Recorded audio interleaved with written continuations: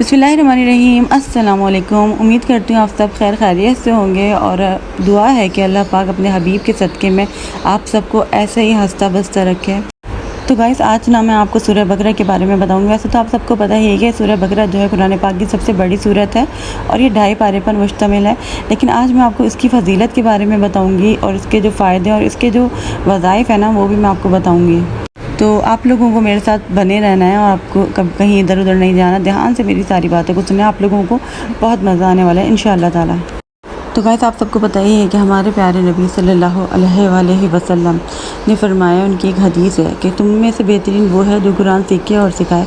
कुरान सीखना और सिखाना तो यही है ना कि हमने भी सीखा है और दूसरों ने हमें सिखाया है और हमें जितना आता था थोड़ा बहुत हमने किसी को सिखाया है। हम इतना तो परफेक्ट नहीं है, लेकिन किसी न किसी को आपने सिखाया होगा ना। और ये भी सीखना है कि हम बहुत सारी चीज़ें, बहुत सारी सूरतों की फजीलतों के बारे में और बहुत सारी चीज़ें हदीसें सुनते हैं सूरतों के बारे में या कोई वज़ाइफ बताते हैं एक दूसरे को, तो ये भी सीखना सिखाना ही हो गया ना एक तरीके से। तो आजकल आपको पता है ना सोशल मीडिया पे कितनी आती रहती हैं ऐसी पोस्ट वगैरह जब हम देखते हैं तो एल्गोरिथम है यूट्यूब का और इंस्टाग्राम का, फेसबुक का कि वही सीरीज से रिलेटेड चीज़ें आती रहती हैं। तो मेरे पास भी सूरह बकरा से रिलेटेड बहुत सारी चीज़ें आ रही थी, तो मुझे जो है ना बहुत सुनकर जो है ना थोड़ी सी नॉलेज मिली। मैंने सोचा आप लोगों के साथ भी शेयर करती हूँ। तो हमारे प्यारे नबी सल्लल्लाहु अलैहि वसल्लम ने सूरह बकरा के बारे में फरमाया है कि इस सूरत को अपना लेना बरकत का बायस है और अगर आप इसको नहीं अपनाते ना तो ये क़यामत में ना आपको हसरत रह जाएगी, मतलब आपको नदामत और शर्मिंदगी का बायस होगी। तो मुझे ये सोचकर मेरे रोंगटे खड़े हो गए और बहुत सारे उलमा ने ये कहा है कि सूरह बकरा की तिलावत जो है ना वो लूज़र्स के लिए नहीं है, यानी कि लेज़ी लोगों के लिए नहीं है। तो ये सोच के भी मुझे अजीब सा फील हुआ कि हम लेज़ी में आते हैं, क्योंकि 2.5 पारे की सूरत और हम सोचते रह जाते हैं कि हम कैसे पढ़ेंगे, छोड़ो बाद में पढ़ लेंगे, कुछ और पढ़ लेते हैं। और वैसे हम कोई भी नफली चीज़ें पढ़ते हैं या कुरान पाक पढ़ रहे हैं ऐसी, तो इसमें हमारे लिए कोई सख्ती नहीं है, हमें जितना आसानी हो हम उतना पढ़ सकते हैं। तो अगर कोई पूरी सूरत नहीं पढ़ सकता तो आप थोड़ा थोड़ा करके भी पढ़ सकते हैं। अच्छा, सूरह बकरा के बारे में ना एक हदीस है तो मैं आपको सुनाती हूँ कि जिब्राइल अलैहिस्सलाम जो ना हज़रत मोहम्मद सल्लल्लाहु अलैहि वसल्लम की खिदमत में हाज़िर हुए और आसमान की तरफ उन्होंने देखा और फरमाया, या रसूल अल्लाह सल्लल्लाहु अलैहि वसल्लम, आज आसमान पर एक ऐसा दरवाज़ा खुला है जो आज से पहले कभी नहीं खुला। इसके बाद अर्ज़ की कि या रसूल अल्लाह, आज इस दरवाज़े से एक ऐसा फ़रिश्ता आया है जो आज से पहले ज़मीन पर कभी नहीं आया। और फिर वो फ़रिश्ता हज़रत मोहम्मद मुस्तफ़ा सल्लल्लाहु अलैहि वसल्लम की खिदमत में हाज़िर हुआ और अर्ज़ की कि या रसूलल्लाह सल्लल्लाहु अलैहि वसल्लम, आपको 2 नूरों की खुशखबरी हो। वो 2 नूर क्या हैं? देखें, जो आपसे पहले किसी पैगंबर या रसूल को अता नहीं फरमाए गए और ना ही किसी नबी की उम्मत को वो अता फरमाए गए हैं। और वो 2 नूर कौन से थे, कौन से बताए थे उन्होंने? वो 2 नूर हैं सूरह फातिहा और सूरह बकरा। माशाल्लाह, सुभान अल्लाह कहते हैं आप इस बात पर। अच्छा, जब बेटियां होती हैं ना तो माँ बाप को उनके नसीब की पहले फ़िक्र हो जाती है कि हमारी बेटी का नसीब बहुत अच्छा हो, क्योंकि हर कोई इंसान जो है ना बेटियों के नसीब से पता नहीं डरता है। तो सबको तो अल्लाह ताला ने ही नसीब बनाया है, लेकिन लोग डरते हैं।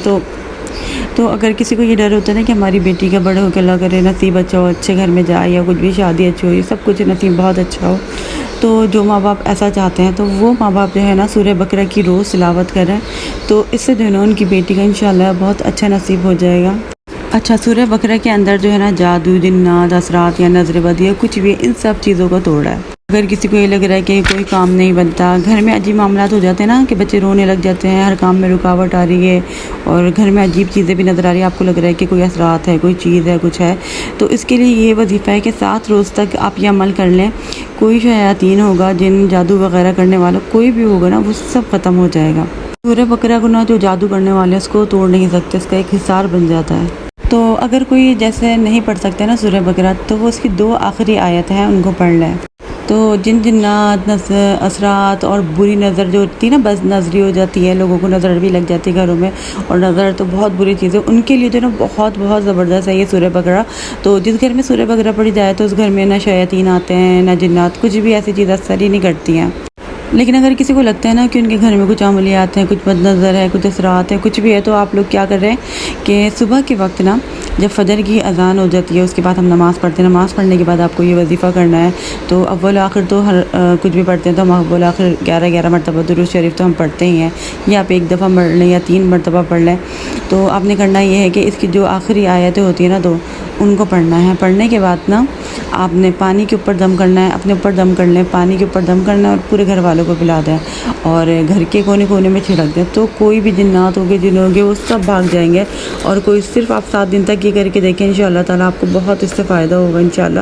جن کو لگتا ہے نا کہ کچھ ہے تو وہ ضرور اس عمل کو کر کے دیکھیں. اور اس کی 2 آیتیں جو ہے نا بہت زیادہ مجربت ہیں. تو سورہ بقرہ کی جو 2 آخری آیت ہے نا تو جو بھی اس کو پڑھے گا نا تو اللہ تعالیٰ انشاءاللہ تعالیٰ اس کی تمام دعائیں مرادیں قبول فرمائیں گے.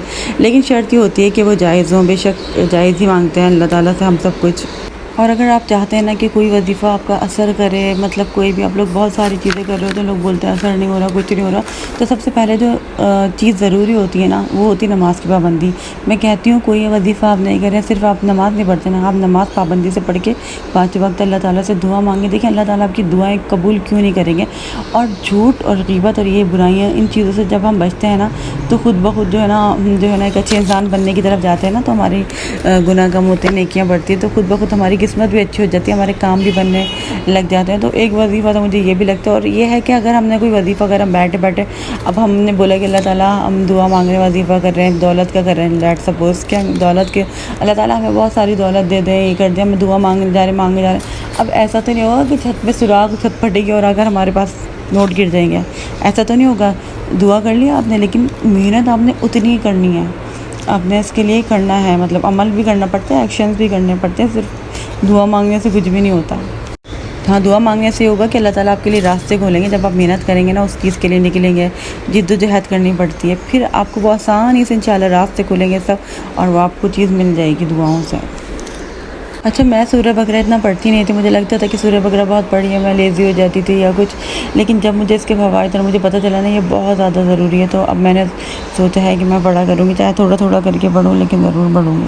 سورہ بقرہ پڑھنے سے نا برکت بھی بہت آتی ہے، مطلب آپ کے رزق میں اتنا اضافہ ہوگا، آپ کے سارے کام بنتے جائیں گے. آپ جو ہے نا سورہ بقرہ کی تلاوت کر کے دیکھیں انشاءاللہ تعالیٰ آپ کو ضرور اس سے فائدے حاصل ہوں گے انشاءاللہ. میرا ایمان ہے اللہ تعالیٰ کا جو کلام ہے نا اس کے بہت زیادہ فائدہ ہے. تو اللہ تعالیٰ کے نام میں تو ویسے ہی سکون اور اللہ کے کلام میں بہت زیادہ سکون بھی ہے اور برکت بھی بہت ہے. مجھے لگتا ہے میں اس ٹاپک پر جتنی زیادہ باتیں کروں گی کرتی جاؤں گی اور میں رک نہیں پاؤں گی کیونکہ بس مجھے بھی اتنا مزہ آ رہا ہوتا ہے. آئی ہوپ کہ آپ لوگوں کو سننے میں بھی مزہ آ رہا ہوگا. میں اللہ تعالیٰ سے معافی بھی مانگتی ہوں، میں اتنی کوئی پرفیکٹ عالمہ نہیں ہوں، کچھ نہیں ہوں. اگر مجھ سے کوئی غلطی ہو گئی ہو تو اللہ پاک مجھے معاف کر دیں اور آپ لوگ بھی مجھے معاف کر دیے گا. تو مجھے اجازت دیجیے انشاءاللہ تعالیٰ اگلی ولاگ میں انشاءاللہ کسی اچھے سے ٹاپک کے ساتھ آپ کے سامنے حاضر ہوں گی. تب تک کے لیے اللہ حافظ.